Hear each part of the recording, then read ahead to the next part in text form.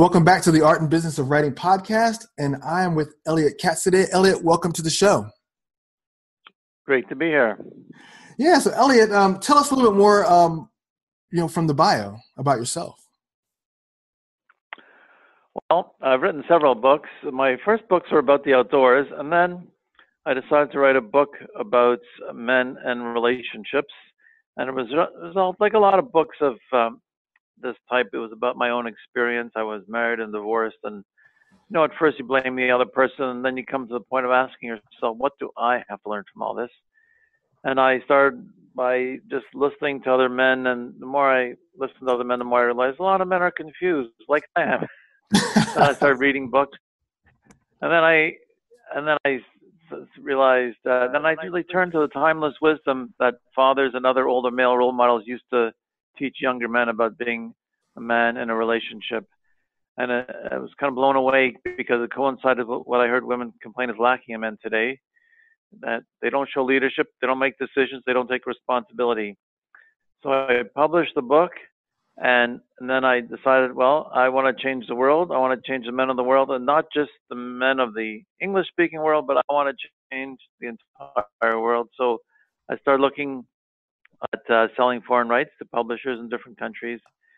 And it showed me that what I was experiencing is human nature. That a lot of men around the world are experiencing it because it's been translated into 24 languages.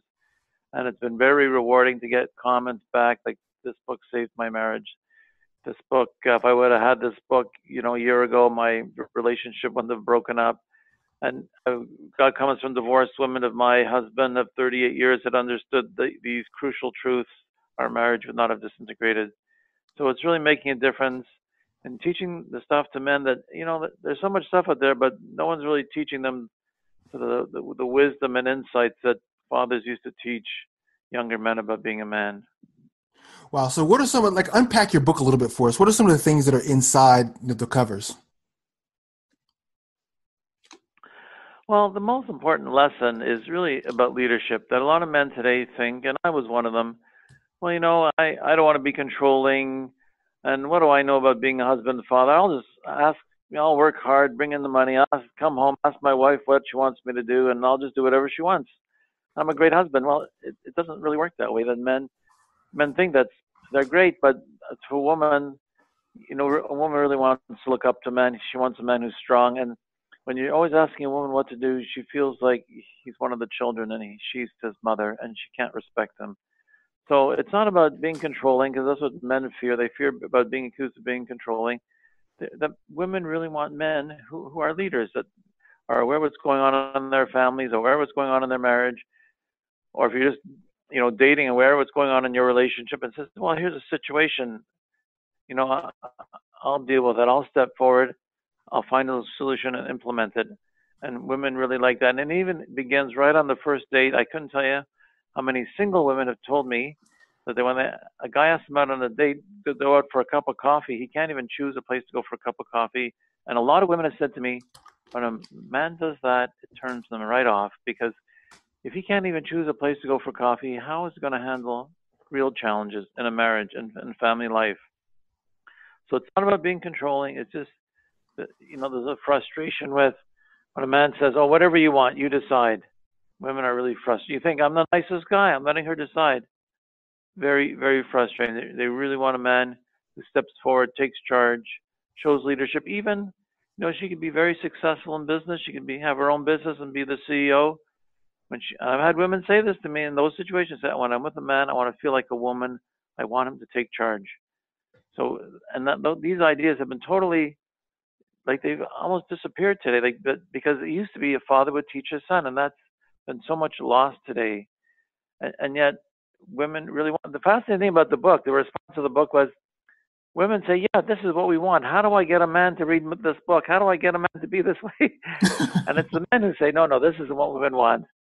It's you laugh, but it's an irony, but they need women to tell them, yes, this is what we want. We don't want a controlling tyrant. We want a man who's a leader, who's our rock that we can lean on, who's a tower, a tower of strength that we can look up to. These are all old-fashioned sayings, but really I've heard it so much from women today. this is what they want. When a woman says to me, "What does your book say it means to be a man?" I said, "Well, you want it in one word? It means to be a leader." And they smile. Yeah, that's what they want. Not a controlling tyrant, but someone who just doesn't always say, "Oh yes, yes dear, yes dear." I've been to too many weddings where the father of the groom gets up and says, "Here's my advice to you, son. On being a good husband, just say yes dear." Not good. I can tell you the last wedding I went to like that. I'm friends with the father of the bride, and now he's telling me they're having a lot of problems because he followed his advice. Like whenever there's a decision to be made, he says, "Oh, whatever you want, you decide." And he thinks I'm the nicest guy. I'm a great husband. Well, she wants a man who steps forward and takes charge. Wow, dude, that's a lot. That's true. That is so true, man. I tell you, it's funny because when you talk about having a book that has that sort of message, and then when you look at kind of the way that television and pop culture portrays men, it's almost they run like the clash. Oh, I know, and that's one of the big problems that men are portrayed as incapable buffoons on TV. It's horrible, and nowadays you hear a lot of talk about the masculinity crisis and masculine confusion, and it's all because, well, what do we hear? Men are described. We hear toxic masculinity. We hear, misogynist, sexist, controlling, aggressive, violent, like as if that is what traditional masculinity is. Well, no, it isn't. One of the things I discuss in the book is, what does it mean to be manly? Well, being manly is a noble quality, and I can say that because Webster's dictionary defines it that way. Manliness is the noble qualities of a man of mature character: courage, independence, integrity, honesty, morality. These are all positive things. These are things that every man should be working on developing in his character. Even the word virtue, the original meaning of the word virtue was manly qualities. It's like it's a positive thing. We have to, as men, we have to work on ourselves. It doesn't come natural. We have to work on ourselves to develop our characters to be truly manly. It's not toxic. It's not. So that's really like contributing to all the confusion. When you hear on the internet, oh, don't tell the worst thing you can say to a boy is be a man. Well, it depends how you define being a man. If you say it's being toxic, yeah, but that's not what it means. Being a man means taking responsibility. When the difference between a boy and a man is a man takes responsibility for his actions. Well, that's a positive thing. Of course, we should tell boys to be men because grow up and take responsibility for your actions and take responsibility for those around you. These are all positive things that it means to be a man. If you're going to say, continue your boyhood, I don't know, develop your feminine side. Well, be sensitive. Well, yes, be sensitive to other people's feelings, but don't, a woman doesn't want to be with a man who acts like a woman. She wants to be with a man who acts like a man. So, yes, be sensitive to other people's feelings, but if you're, I was once asked on a radio show, is it strong when a man cries? Is a man being strong when he cries? I said, well, if your mother has died and you're at her funeral, yeah, I mean, you could cry because you lost someone you love. But if you're crying, you're coming home every day to your wife and crying about what happened at work, she's gonna be turned off. Right.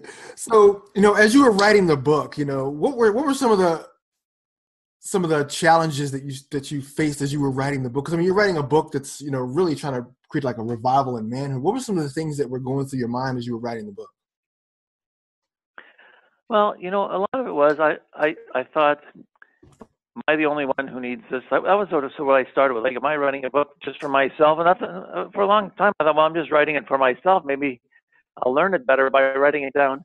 But what really struck me was when a lot of the book is based on sources written like a lot of writing by men about targeted young men about being a man. And like over this, how it's so fast. I read something like written 1,000 years ago, or 2,000 years ago, or 4,000 years ago, and I said, "Wow, that just could be written today." Like that's amazing. I was like, it would just blow me away. And one of them, and like everyone knows this, but we look at the story of Adam and Eve in the Garden of Eden, and they're commanded not to eat the fruit of the tree of knowledge, and then Eve eats it, and she pressures Adam to eat it, and then Adam is hiding in the bushes as if he's hiding from responsibility. And God says to him, Adam, did you eat the fruit of the tree of knowledge that I command you not to eat? And what does he do? And when you're reading this as if you're looking for advice on relationships, he says, the woman you sent me gave me, and I ate. I said, I couldn't believe it. He gave into something he knew was wrong, and then he blames his wife. I said, nothing has changed. That's what I did. That's what all the other men I know do. So really, it was so fresh, as if it was like written like today. It's like, wow. And so you realize a lot of the stuff that men face is nothing new. Like men have faced these challenges of being a leader, being strong, dealing with women, having wanting to have a good relationship, but really too often like just sort of backing down, being not being strong, thinking, well, I'll just give in and I'll have peace. But I don't realize, well, yeah, sometimes that's good, but if you keep doing that all the time, she'll have no respect for you. Like she'll, if you just be her doormat, if you're just always giving to her, and you make her into a taker, well, that's not good, right? That's so it's just really what I found was just fascinating. Like over these centuries, the situations that men face today are the same as they faced in the past. Another one is the Taming of the Shrew, right? I mean, it's a very famous book by Shakespeare, and Hmm. but really, what is the test in there? The test is saying, well, is my wife going to listen to what I say? I mean, it's not about being controlling. Or is she going to completely ignore me? Right? It's like, oh, I've heard so many men complain about the same thing today that they do for their wives, and then they ask their wives for something, and they just get ignored. Oh wow, it's like nothing has changed. You can't. You have got to make sure you should do for your wife, but just make sure that she's doing for you as well. It's got to be giving. Both people have to give. It's not just giving, and you make the other person to take her. So it just a lot of things. Basically the message is human nature hasn't changed, and that really links into this whole idea of selling foreign rights because here I thought in other cultures men are different. Like in Japan, every man has a geisha, and in Brazil, like the men are really macho. In those countries, the books were published, translated, and published by big publishers, and they sold very well. So I think really the message, what I learned, and really relating to foreign rights is, human nature is the same wherever you go, whatever culture you're in. People have the same needs to learn, to grow, the same insecurities. And if you're written a book that appeals to that, if you're, if an advice book, a book of wisdom, of insights, then you have a good chance of selling foreign rights to publishers in other countries. Yeah, and I want to get to that. I want to ask you one more question before I dive into the foreign rights side. Okay. Is talk about your research. It sounds like your book is very well researched, and it sounds like you had a good time doing it. Like, how did you approach compiling all the information you needed to put together this book? Well, basically, it was like my own journey. Here I was divorced. I was thinking, well, I don't want to go through this again. I want to have a successful relationship. So, like I said at the beginning, at first I blamed the other person. I said, what do I have to learn? So the research was really, it started not as a research for a book, but as research for myself. Like, what do I have to learn from this? I don't want to go through this again. And so I'd read something, and it would give a reference to something else, and it would and then I read some, text written like, 200 years ago. There's a lot of like writings. And then I'd find some other reference to something else. It's really just sort of one thing led to another, and just like sort of stumbling on things. And I'd read something in one place, and even like looking up the word husband and manly in the dictionary. The book, the story, the book is in the form of a story of a grandfather teaching his wisdom to his grandson, and it's sort of meant to say, well, it skipped a generation, and that's really what's happened today. Is that fathers aren't teaching their sons this. And at the end, he says, well, I thought I'd make up this word, husbandship. That this is what a man has to show, husbandship.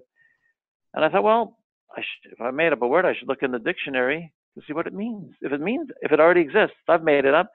It already existed, and it already meant exactly what I thought it meant. So we think husband means just being a spouse, a male spouse, but husband actually means someone who manages his home.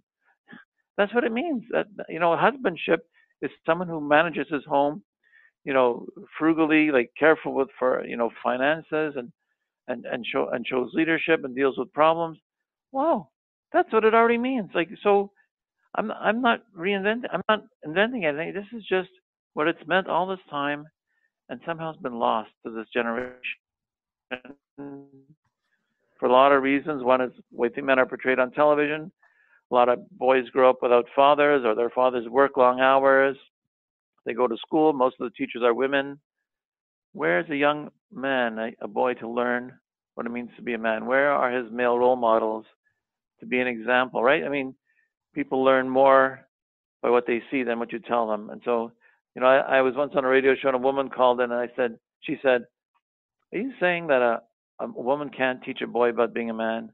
I said, she could teach him, but she can't show him. And really, that's what's really boys need, like to be able to watch a grown man, his father, usually it's his father, but there's no father, another grown man, the way a grown man acts, the way a grown man treats a woman, the way a grown man relates to other men. This is what's really been missing today. Wow, that's powerful. She can teach him, but she can't show him. That's deep. Now, let's talk about, just the selling of foreign rights. So how'd you come across that decision? Like, how did you decide that you wanted to sell your book to different markets? Well, it started, first, like I said, first, I thought it was just for myself and my friends, and then it was really just for the North American market. But what happened was, there's a organization, Independent Book Publishers Association, right? You're familiar with them, right? I've heard of them, yes. IBPA. Uh-huh. Anyway, so they had they have for like Book Expo America, they have like a cooperative booth, so you could pay a fee and they would display the book at their booth at Book Expo America. And from that, I got inquiries from publishers in Mexico and Poland. And I thought, I never thought of selling foreign rights. So they wanted a copy of the book. So I sent it to them. I thought, well, okay, we'll see what happens. And they both wanted to publish it. So that sort of set me on the idea, well, maybe other, publishers in other countries would. And so I just started researching publishers. And more importantly, I researched foreign rights agents in different countries. So in different countries, there are agents who specialize in taking books published in one country and selling them to publishers in their own country, right? Selling the translation rights and the publishing rights. And with today, with the internet and email, you don't have to go to like foreign rights fairs. You don't have to go to, the big one is in Frankfurt, right? It's the Frankfurt Book Fair. It's a lot of money to go to Frankfurt and stay in a hotel and you have your book on a booth. But I mean, and there are cooperative booths that you could do this with, but you could just go on the internet and Google foreign rights agents. And what comes up is, a lot of what comes up is major publishers and major literary agents will give a list of their foreign rights agents that they deal with in each country. So if you're interested, if you're a publisher and want to publish one of their books in your country, you contact their foreign rights agent. But it includes their contact information. So I just prepared a email with, describing the book and, just pitching it and including a link to a television interview I did and including a review or two.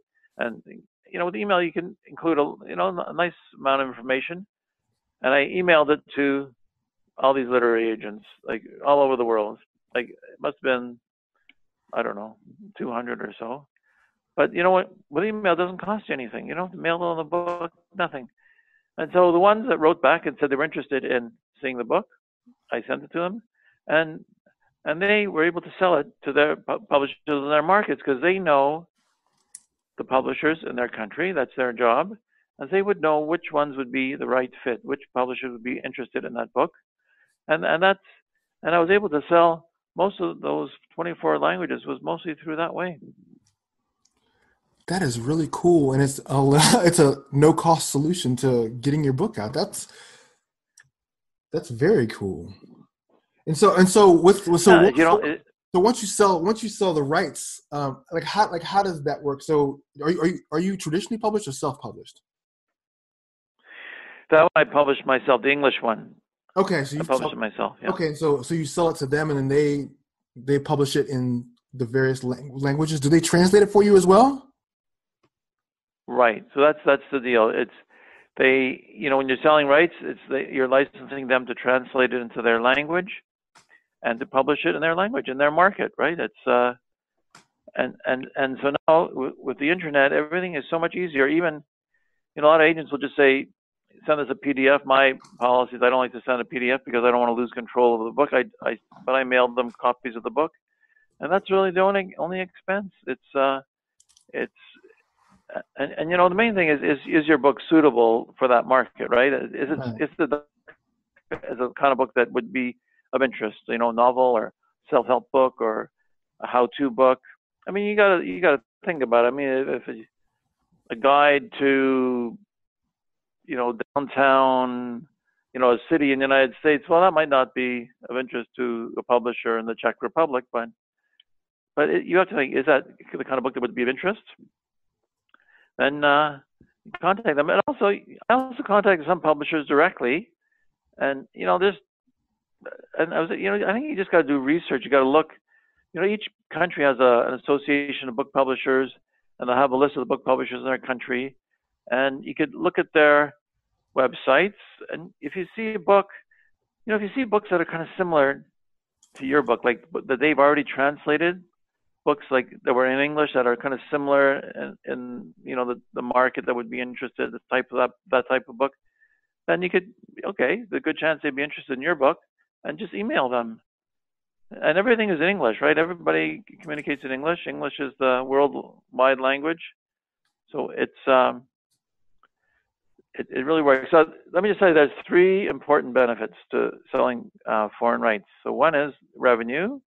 You get more money. I know the amount of money you get really depends on the country. A country that's wealthier, books are sold at a higher price, you would get more. A country that things are, books are sold for less price, maybe the economy is not as wealthy as others, you would get less. But it's all revenue, so just take it. Right. And also, that's the first one. The second one is it gets your message out. So if your goal is, if you want to get your message out and your goal is to change the entire world, not just the world that reads English, or you just want to build an audience in the part of the world that doesn't read English, this is the way to do it. You can sell foreign language rights. You're out there, and it's, I've gotten emails from people who read the book in different languages, and or even on Amazon, right? There's comments in Portuguese and Spanish about the book, so it's kind of nice to see I'm influencing, my message is getting out to people all over the world, because that's my goal, to change the men of the world. And the third one, which is also important, and maybe even the most important one, is when you could say to the English language market, "Oh, my book has been translated in 7 languages." Oh, that gets attention. That's, oh, wow. That really gives it a lot of credibility.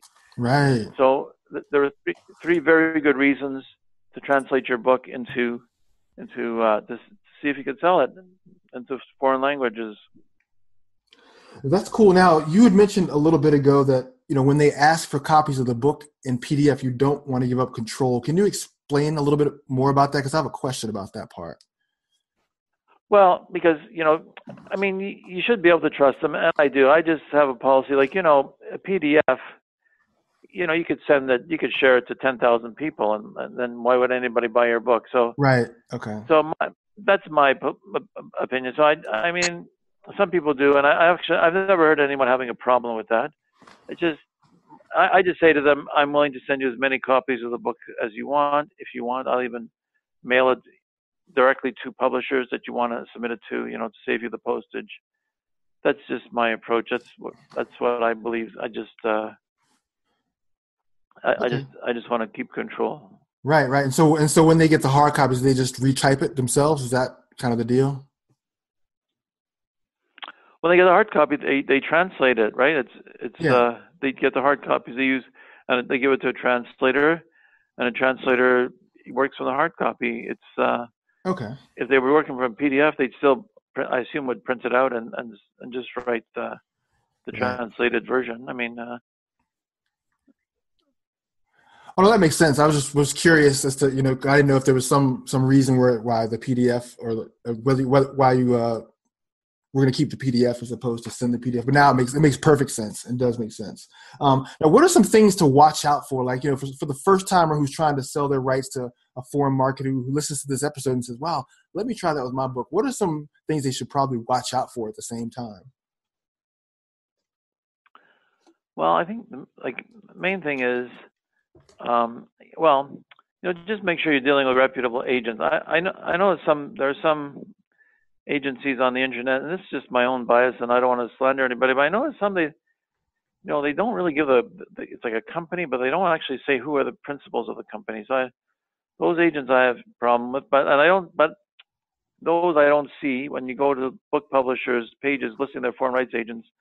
I haven't seen those. The main thing is, so let's say you get an offer.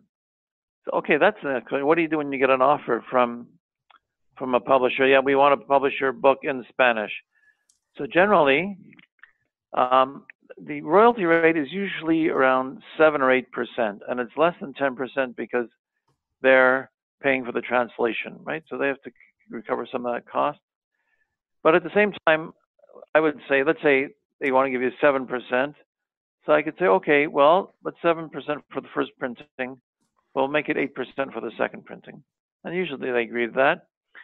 And the advance is usually the royalties for the first printing. So let's say they're going to sell your, and they'll tell you let's say the retail price. Let's say the retail price is $10 US, and they're going to give you 8% royalty. And let's say they're going to print 5,000 copies. So that's about $4,000 advance, right? It's 80 times 5,000 is, yeah. So it's $4,000, right? So that situation. So just figure out what would be all the royalties for the first printing, and that's a reasonable amount to ask for the advance. So that's what I've usually asked for, and that's a common thing to.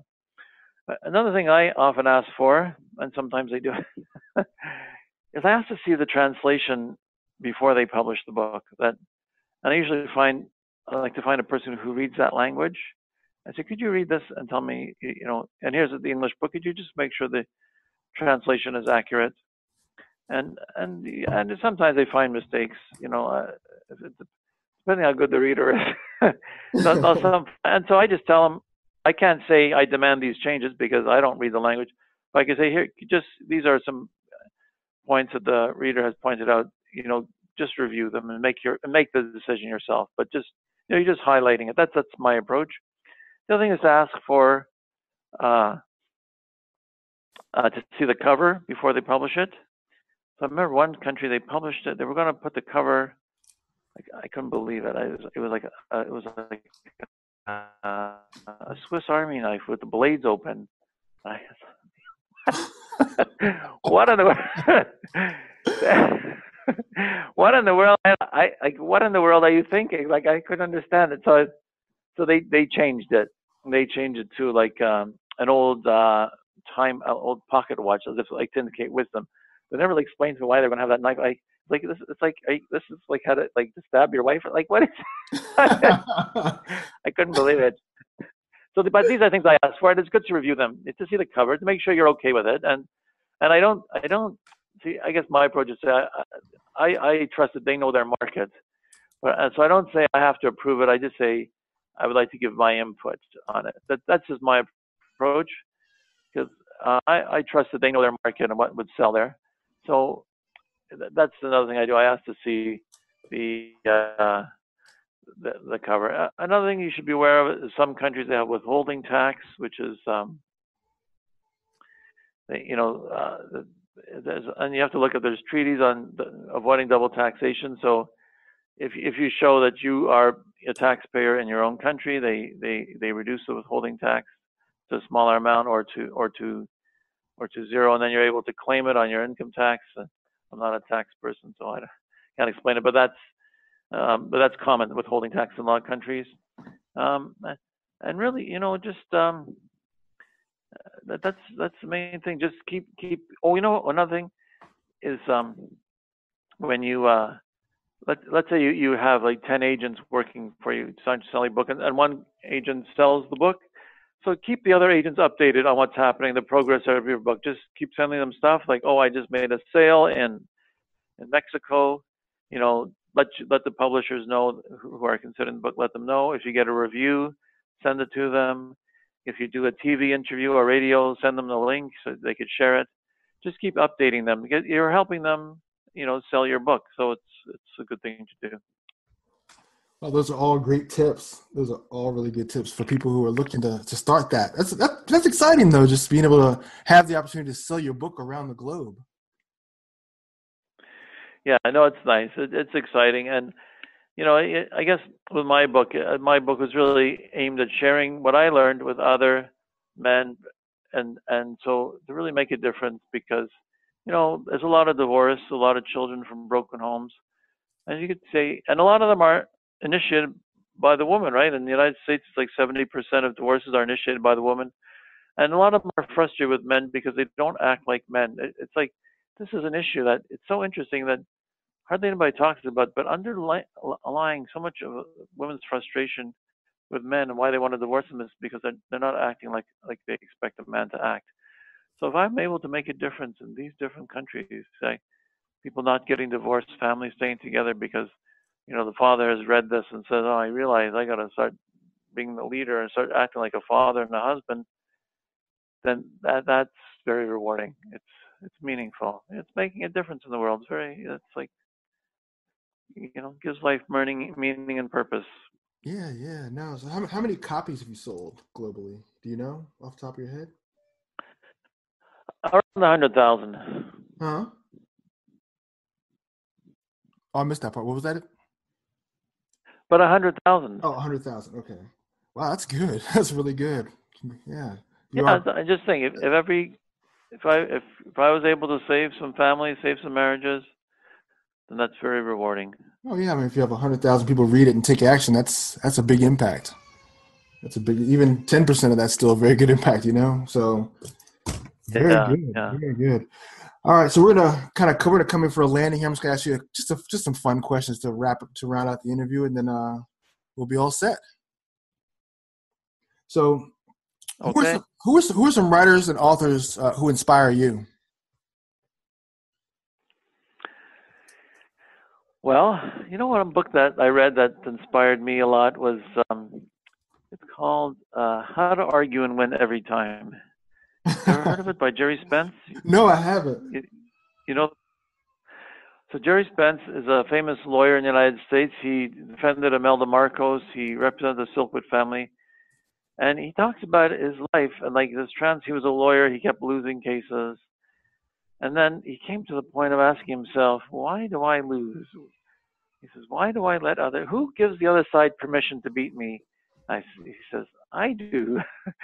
So he's going to stop, and it really made me realize it's we can change ourselves, and I mean he became a top notch lawyer and very persuasive. And he says, it's really it's the same thing with my book. I mean, you think, oh, I can't. I'm in this situation with my wife, like she just rules over me, and I just do whatever she says, and I can't change. Yes, you can. You can change your situation. You can decide this is going on because I'm letting it go on, and you can change yourself and step forward and be a man. So that his book inspired me a lot. It's Okay, cool. So when you're not writing, what do you enjoy doing? well, I enjoy like outdoor things like hiking and bicycling, and in the winter cross country skiing because I'm in Canada and there's a lot of snow here. That's I like to I like to keep you know keep my body going. Yeah, yeah, I've heard about the short summers of Canada. My Canadian friends joke about that quite a bit. The 2 week summers they call them. Yeah, yeah. Very cool. So prior to becoming an author, what was your first life?